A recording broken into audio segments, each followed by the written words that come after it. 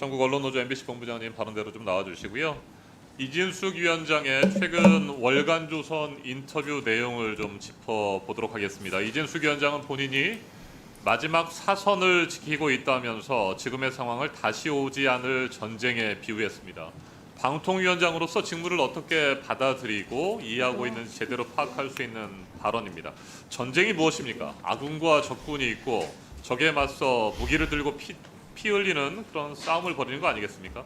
이진숙 위원장은 합의제 행정기구의 수장으로서 공정하고 독립적으로 방통위를 운영할 생각도 의지도 전혀 없어 보입니다.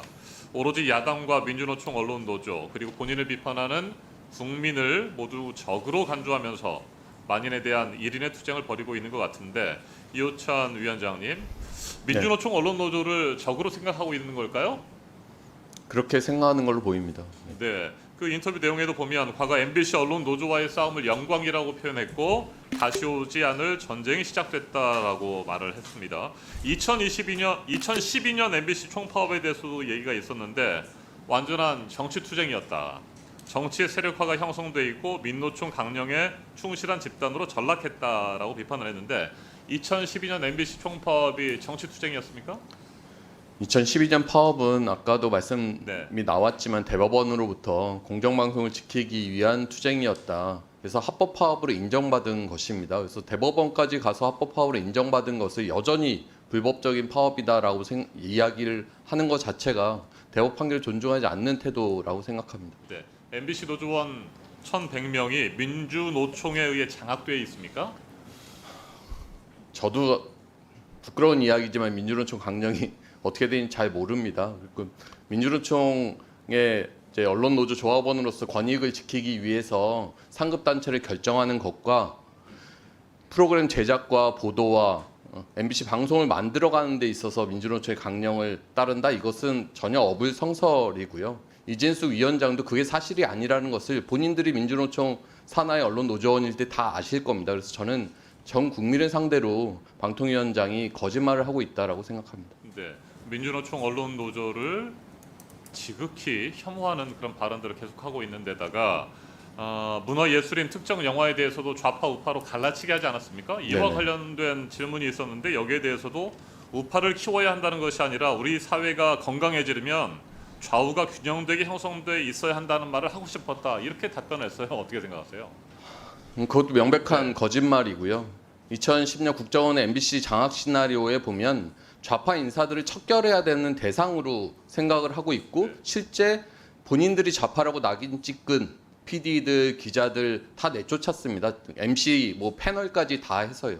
그러니까 실제 자기들이 뭔가 진행을 할 때 그런 좌파라고 인식하는 본인들이 낙인 찍은 사람을 내쫓아 놓고 이제 와서 뭐 좌우 균형을 지키겠다는 말이었다라고 하는 것은 그 역시 국민들을 속이는 행위라고 생각합니다. 네. 2차 청문회에서는 뉴라이트가 잘못된 것이라고 생각하지 않는다라고 이진숙 위원장이 답변했잖아요. 이진숙 위원장 본인이 뉴라이트라고 보십니까? 저는 이진숙 위원장의 기존의 여러 발언들 보면 극우적인 인식을 곳곳에 갖고 있다라고 생각하고 지금의 뉴라이트와 크게 다르지 않다라고 저는 생각하고 있습니다.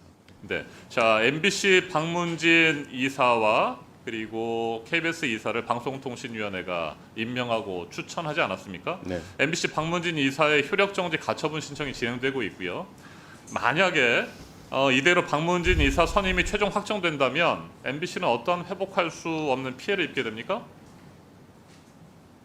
그 뭐 생각만 해도 좀 참담한 상황인데 실질적으로 효력정지 이제 처분이 26일까지이고 법원에서 집행정지가 되지 않는다라고 하면 27일부터 새 박문진 이사들이 출근을 하게 되고 MBC 사장에 대한 해임안이 상정되고 해임안이 강행될 것입니다. 그래서 지금 새 박문진 이사들의 면면을 보면 정말 극우적인 인식의 극단적인 노동조합 혐오, 그다음에 MBC 민영화론자들이 지금 박문진의 6명이 임명된 것 아닙니까? 이런 인식을 가진 사람들이 27일부터 박문진을 출석하게 한다고 하면 실질적인 MBC 장악 시도가 그때부터 본격화될 것이다라고 보여집니다. MBC 경영진도 당연히 교체될 것으로 예상을 하실 텐데. 그러니까 당연하지 않고 사실 지금은 사장에 대해서는 해임 사유가 없는 상황임에도 이 정권은 오로지 MBC 장악이라는 목표를 경영진이 위해서 교체되면 어떻게 됩니까? 경영진이 교체되면 기존의 이명박 박근혜 정권 당시 MBC, 지금의 박민혜 KBS 이런 상황으로 MBC가 몰려질 수 있다라고 저는 생각합니다. 추가 질의하실 건가요? 아니면 시간을 지금 더 드릴까요? 예, 3분 더 드리세요. 네. 자, MBC는 그런 회복할 수 없는 피해를 입게 된다라고 하는 거고요. 법원은 어떤 결정을 내릴 거라고 보세요? 지금 흐름을 보면. 뭐 제가 법원의 판단을 네. 뭐 미리 예측할 수는 없는데 저는 재판부가 좀 용기 있는 결단을 내려 주십사 부탁을 드리고요. 상식적으로 법리대로만 좀 판단을 해주시면 좋을 것 같습니다. 우리가 지난 청문회를 통해서 수차례 청문회를 통해서 2인 체제에 위법한 방통위가 어떠한 제대로 된 심의도 없이 그리고 자신의 뭐 변호인, 극우적인 인식을 가진 사람, 노동조합의 극단적 혐오를 가진 사람들의 그런 이사진들을 막무가내로 임명한 사실을 우리 모두가 확인하지 않았습니까? 이런 불법이고 위법적인 행태가 벌어지는 것에 대해서 저는 법원이 용기 있는 결단으로 제동을 걸어주시기를 이 자리를 빌어서도 좀 호소드립니다. 네, 이진수 김태규 방송통신위원회가 국민 의견 수렴용 지원서까지 다 받고 나서도 네. 왜 국민 의견 수렴한 내용들을 심사나 의결 과정에 반영하지 않았을까요? 어떻게 보십니까?